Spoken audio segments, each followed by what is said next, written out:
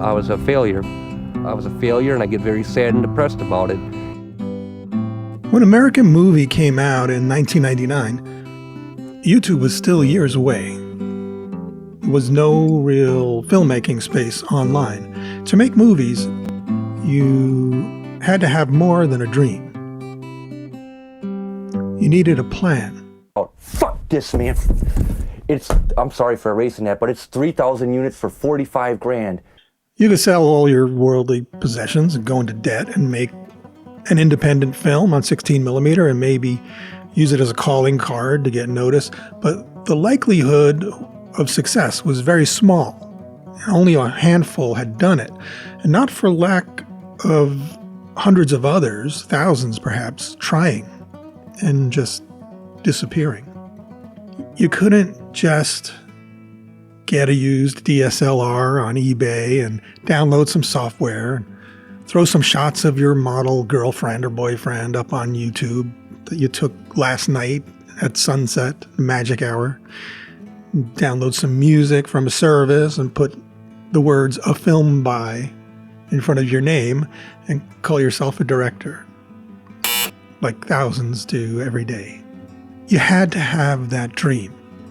You had to give up a lot. You had to buy and expose reel film without any kind of preview monitor and wait a week or more to see it, know if anything came out. You had to know a little bit about microphones and recorders, get used to using hot lights that could, start a fire. You had to convince your friends to give up their free time, weekend after weekend, or after work, to make this unwieldy machine just move forward slowly. You had to be a little bit obsessed, even just to start. And into that period of filmmaking came Mark Borchardt. Man, you got to get a sound recorder, a boom operator, an assistant cameraman to do the clap like that. Documentary filmmaker Chris Smith met Borchardt at the University of Wisconsin and recognized his unique drive and passion to make movies. And he decided to make Borchardt the subject of his next documentary on American life. Now, the story would be simple. Borchardt wanted to make horror films in the vein of George Romero, Night of the Living Dead. And he also came from a Midwestern subculture of day work and drinking and drifting, which surrounded him in his everyday life and sometimes held him back.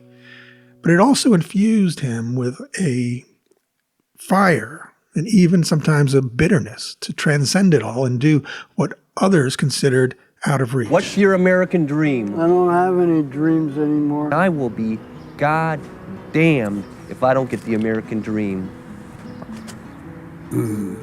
His heart attracted every aspiring actor, theater geek, and artist of any stripe, really, for miles around, and he focused their own cautious dreams into enough hours to get his own movies at least started, but not always finished. But in shooting American Movie and showing it at Sundance, little did director Chris Smith know he was pioneering a kind of bootstrap media celebrity, with Borchardt becoming famous eventually for being famous. Okay, listen, man. There was no such thing about college or religion or anything. There was drinking, and everything would revolve around that. The money, the time spent, everything, and it was America at that point. So the inciting question of American Movie in 1999 was, and still is, straightforward and compelling. Would this character, Mark Borchardt, realize his dreams of making a feature-length horror movie, long before digital cameras and iPhones made everyone a filmmaker? Or would he fall victim maybe to his own local hype, lose his friends, alienate his family, some of whom were already doubtful of his talent, and racking up crushing debt on his way to lifting himself out of humble beginnings? Always dreaming that someday, he will make a big movie. Do you think he ever will? I don't think so. He's just best suited for working in a factory, maybe. Thousands of us back then watched Smith's documentary and wanted to know the answer. And when you started watching him, hearing Mark Borchardt speak about his goals, and meeting the ragtag group of friends that he attracts to help him, and seeing that indomitable energy he had was inspiring, even feeling deep down that his chances were probably slim. No way. Aesthetically, I'm not ready. The script is not ready. I have absolutely no fucking money. I owe like That's $10,000 to my dad, $3,600 to child support. That's the secret of American movie. It doesn't matter, maybe, that Borchardt, though clearly intelligent, even gifted in some ways, relegated himself to scenarios and dialogue that would make Ed Wood blush. You are on the path, one-way path to hell. His untamed intellect, displayed in his fast-talking, inspirational speeches, only served as a counterpoint to his spectacular foibles. Within weeks, the film will be cut, finished, mixed, throw it in optical track on the release print, get it onto 3/4 inch, bump it down to 1/2 inch for multiple sales. What do you think about that? Multiple sales to who? If you were a writer, you couldn't imagine a more entertaining, absurd, heartfelt series of events. But Borchardt's were real. Now, we meet him in the spring of 1996 on his journey to complete Northwestern, a full-length horror movie opus, which he started after a stint in the Army and now was ready to go at it again. Funding-wise, you have everything covered? You're going to be in a junkyard with thousands of rusted memories just laying there. You are going to be among the company of filmmakers this time. You get the sense that becoming the subject of this very documentary that you're watching, made concurrently with his attempt to make Northwestern, has also energized him in a sort of symbiotic relationship. This new attention feeling like validation or vindication of his past failures. The American dream stays with me each and every day, and I'm glad we're doing this today because I was really getting down and out, and thank God they extended my phone bill till Friday and lowered it too. From the early days of movies, we've never been able to look away from a train headed for a cliff. And filmmaker Smith, and eventually his partner Sarah Price, depict Borchardt very much like that train, except that they made it a POV shot now for the thousands of would-be filmmakers watching, with no other outlet, all of them sharing the ride, knowing that if Borchardt went over the cliff, they were excused from the consequences. The last day I could shoot, all of the extras have just fell through, man, except for Mike Schenk right there, all right? You gotta help me. Mark, I have so much to do. And I'm doomed. And Borchardt excelled at seeing the cliffs ahead, planning and retooling endlessly rather than pulling on the brakes. He was an excellent protagonist and fun to watch.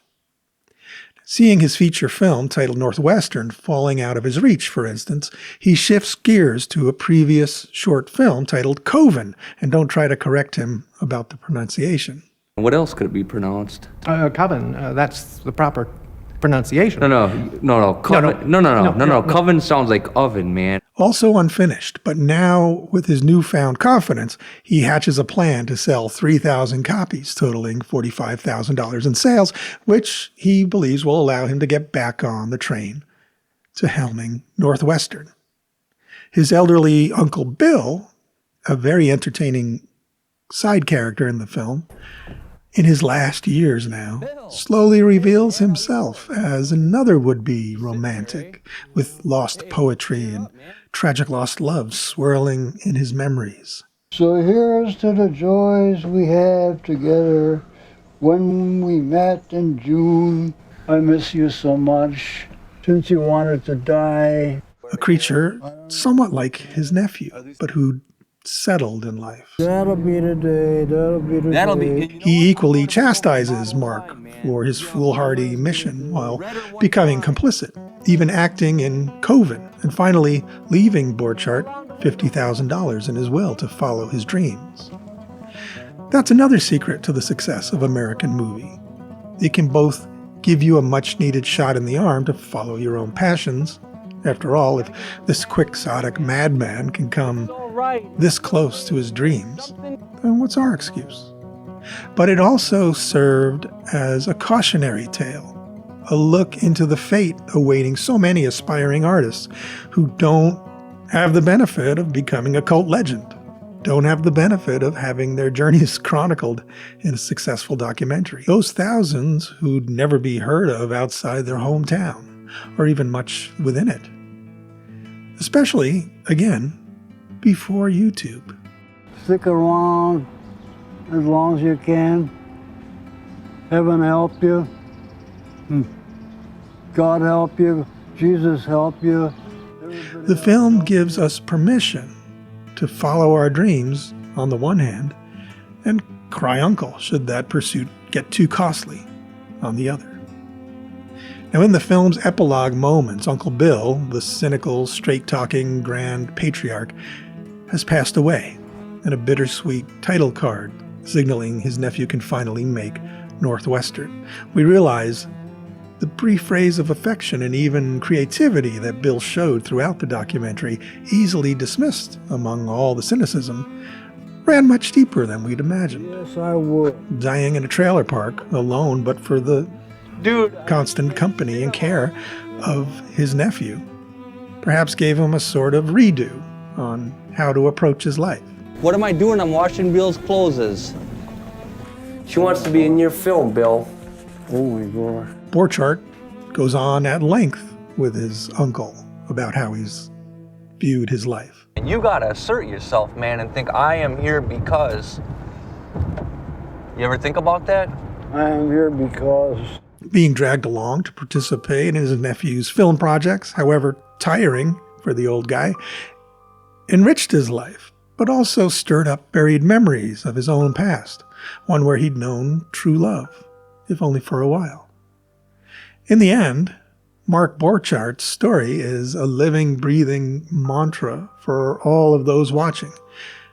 Maybe it's something like, act as though ye have faith, and faith will be given you. But there's that proviso that this mantra might also become your epitaph. All around you, man, it's the graveyard is like a stage. And then all of these dead people, too. It's like they can't bitch at you. You don't have to hear their opinions. They're there, though. They're here as decent human beings, finally. Borchardt, famous for always striving, has become a cult icon, a symbol for aspiration, but with almost a frozen, purgatorial aspect to him. Since back then, he seems content to fill that slot in our lives, to leave us inspired rather than fulfilled. Look at his IMDb bio today. It still lists Northwestern, not as completed. It didn't come and go. You didn't miss it. It's not some disappointing epilogue to an aspiring mogul's life. It just says he's working on it.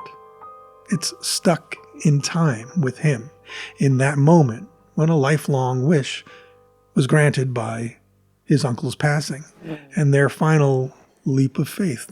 nice day if it doesn't rain. So Borchardt, as a character, even though he's a real person, is always in that moment with us, for us. One of potential, never extinguished. And each of us who watch his quest is forced to replace his last chapter then with our own, since we first encountered this film, asking, through that lens, did Borchardt fail or in some way succeed? And being no longer a spectator of the runaway train of Mark Borchardt's life, we ask, where exactly did we jump off the track ourselves? How many of us rode it to the very end? Not many, I imagine. For now, there ends the tale of American movie. The making of Northwestern. Full stop. A movie that, never existed, except in one person's dream.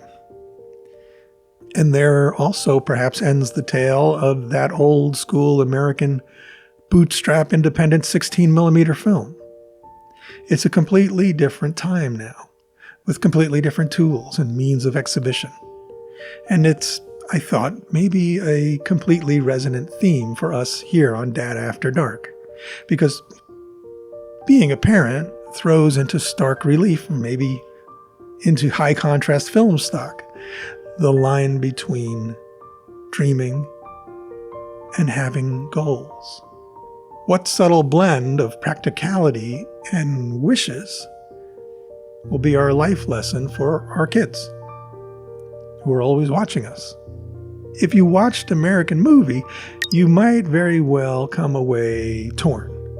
You might dwell on the scenes of Borchardt with his 3 kids and think, why is he buying so much beer when we know how much he owes in child support? Why is he buying film stock? Maybe you think he's stealing the food right out of their mouths. Now watch out, man. But what is he doing? What is he showing them? What is he giving them? For someone like Mark Borchardt, the only way out of his quandaries was straight through them, with resolve and what he called his American dream. His kids sleeping in the editing room while he strives for something just out of his reach, but inching closer and closer with every splice that he makes to his film, and every hour of friendship that he's blessed with from those that he's inspired. A parent who loves something, is passionate about something, and never gives up. Listening to the ADR work right now. What's ADR work?